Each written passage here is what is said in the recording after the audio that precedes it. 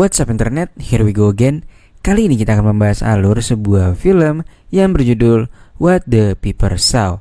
Film ini menceritakan tentang seorang bocil berusia 8 tahun yang terobsesi sama ibu tirinya sendiri cuy. Dan dia sampai berani untuk meminta ibu tirinya itu untuk ngelakuin hal yang sangat di luar dugaan cuy. Lantas bagaimanakah cerita selengkapnya? Langsung aja kita masuk ke dalam alur ceritanya. Film dimulai dengan seorang mama muda bernama Alice yang baru saja pindah ke rumah barunya. Ketika Alice sedang minum Coca-Cola, ia mendengar suara orang masuk ke dalam rumahnya. Alice pun langsung bergegas memeriksa keadaan. Nah, di sini ternyata adalah Marcus atau anak dari suami barunya itu. Alice pun terkejut karena seharusnya Marcus di jam yang masih pagi ini sedang berada di sekolahnya. Ketika ditanya seperti itu, Marcus pun menjawab kalau di sekolah gurunya sedang ada rapat, sehingga ia pulang lebih awal.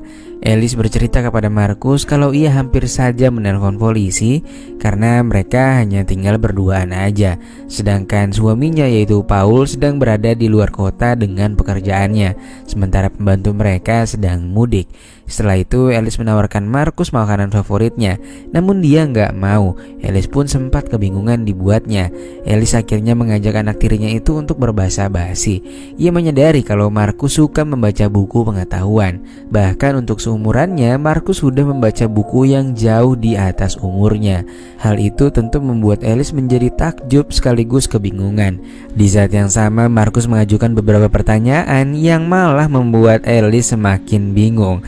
Karena bocil berusia 8 tahun itu malah bertanya berapa usia Alice. Dan percakapan itu malah seakan Marcus ingin PDKT sama ibu tirinya sendiri cuy.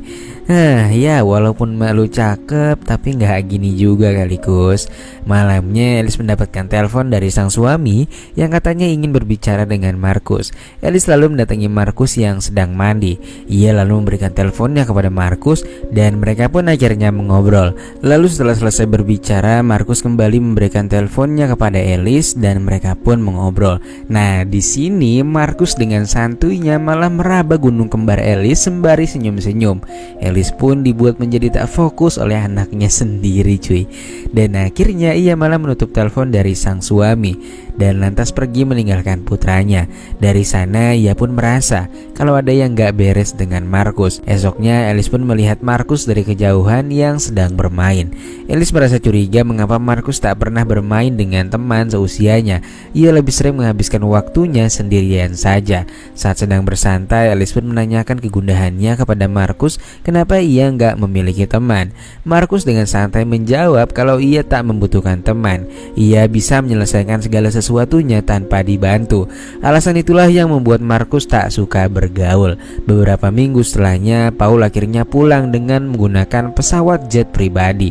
Alice dan Marcus pun menjemputnya di bandara. Setelah itu mereka melanjutkan perjalanan menuju rumah dengan menggunakan mobil mewah. Ketika di perjalanan, Marcus memperhatikan tangan ayahnya yang mulai membandel dan menuju ke arah serabi lepit Alice, dan dia pun hanya senyum-senyum sendiri memperhatikannya.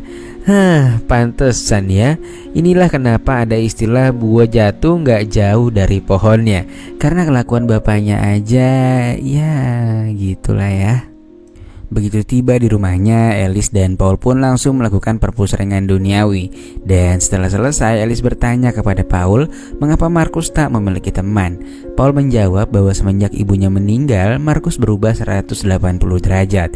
Ia yang biasanya sering bermain bersama teman-temannya, kini lebih sering menyendiri. Paul juga bercerita bahwa Marcus adalah anak yang sangat cerdas.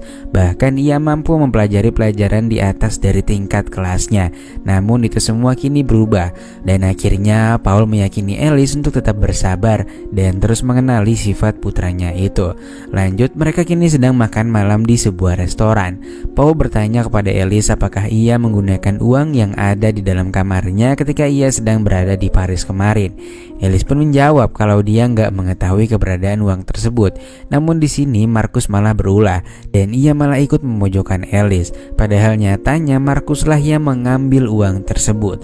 Sikap Paul di sini ini pun tak ingin memperkeruh suasana. Dia lebih memilih menyudahi perdebatan itu dan melanjutkan makan bersama. Keesokan harinya, Alice pun masuk dan mencari uang yang hilang itu di kamar Markus. Dia yakin kalau Markuslah yang mengambil uangnya, namun ia tak berhasil menemukan uang tersebut. Yang ia temukan malah sebuah sobekan surat yang berasal dari sekolahnya Markus. Surat itu berisikan peringatan yang ditujukan kepada orang tuanya. Namun sampai saat ini baik Alice maupun Paul tak pernah menerimanya. Dan karena penasaran, pada esoknya Alice pun mendatangi sekolah Markus dan menanyakan langsung kepada sang kepala sekolah. Di sana Alice mendapatkan sebuah fakta yang mengejutkan, kalau ternyata Markus telah dikeluarkan dari sekolah. Kepala sekolah berkata semenjak ia kehilangan ibunya, Markus lebih sering menyendiri. Namun dia juga sesekali menunjukkan sikap brutalnya kepada beberapa temannya, dan sikap tersebut adalah tindakan yang tidak dibenarkan di lingkungan sekolah, sehingga ia pun terpaksa harus diberhentikan. Kepala sekolah juga bilang kalau Markus akhir-akhir ini juga nggak memiliki teman di sana. Tapi meskipun begitu, Markus adalah salah satu anak yang terbilang cukup cerdas. Suatu malam, Alice dan Paul pergi mengunjungi rumah temannya yang sedang mengadakan pesta. Di sana Alice menyadari ada yang gak beres di pesta itu, karena sebagian besar dari mereka udah pada maboi cuy. Saat di toilet, dia pun bertemu dengan pemilik rumah tersebut. Dia adalah Sophie atau teman ibunya Markus.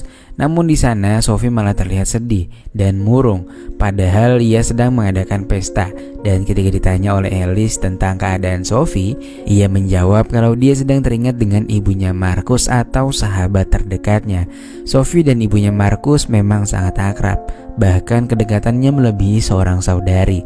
Namun sayangnya ia harus pergi lebih dulu karena diduga mengalami serangan jantung dan gak sempet nyerang balik. Dan ternyata hal itu gak diceritain Paul kepada Alice. Dia pun merasa sudah dibohongi, padahal ia hanya ingin semua masa lalu Paul dan juga Markus diceritakan kepadanya secara terbuka.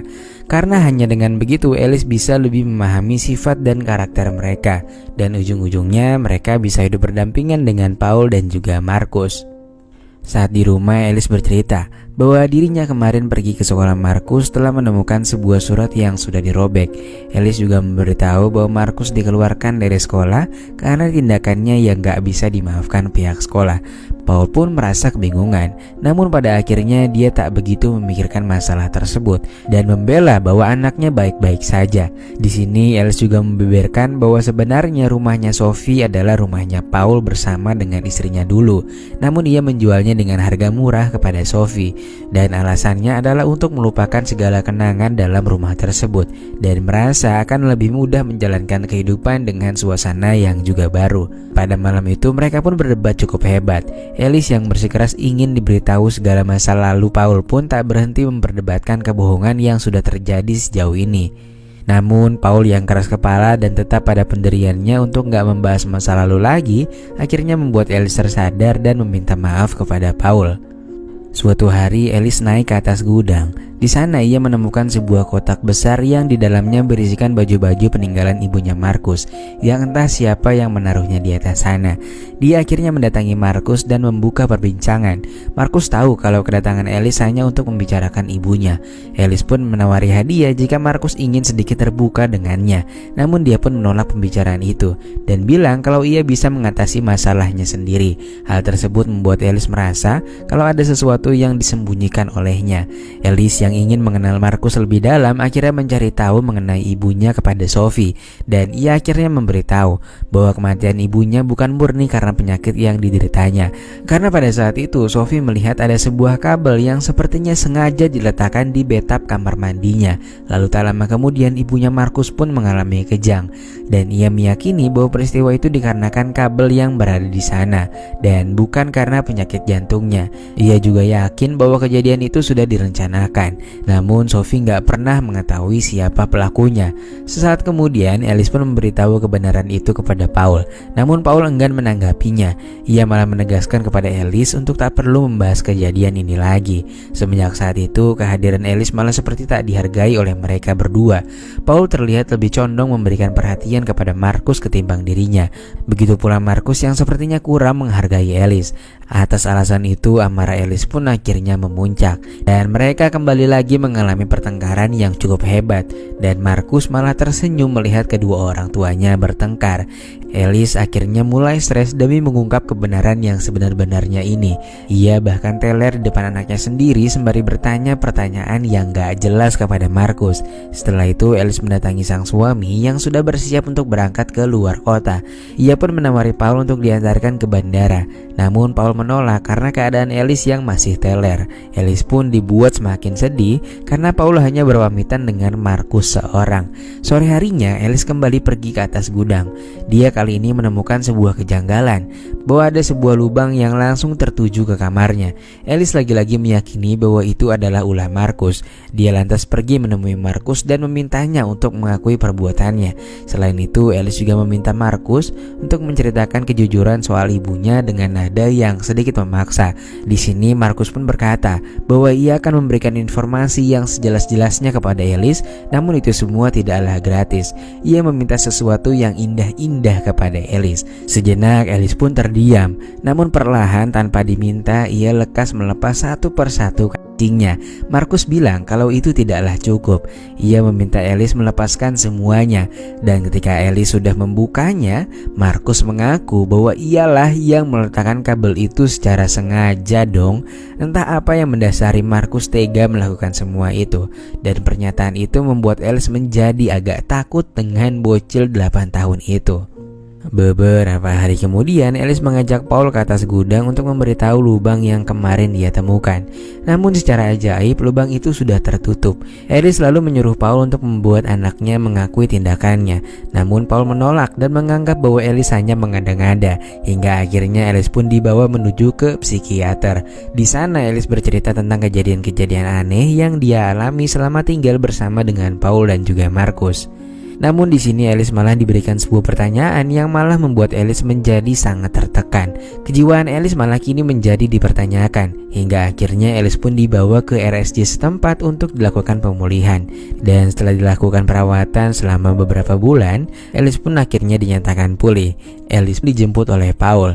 Keadaan kini mulai hangat seperti yang dia harapkan. Kedekatannya dengan Markus juga kini mulai membaik. Hingga akhirnya suatu hari ketika Alice dan Markus sedang berada di sebuah taman, Alice sengaja melempar mainan anjing ke arah jalanan yang membuat Markus berlari mengejar anjingnya. Di saat yang sama, sebuah mobil putih melintas dengan kecepatan penuh. Dan iya, Markus pun meninggoy dengan tragis. Sementara itu tak sama sekali terlihat penyesalan dari tatapan Alice. Dia akhirnya kini bisa hidup dengan tenang bersama dengan Paul. Dan lalu film pun selesai.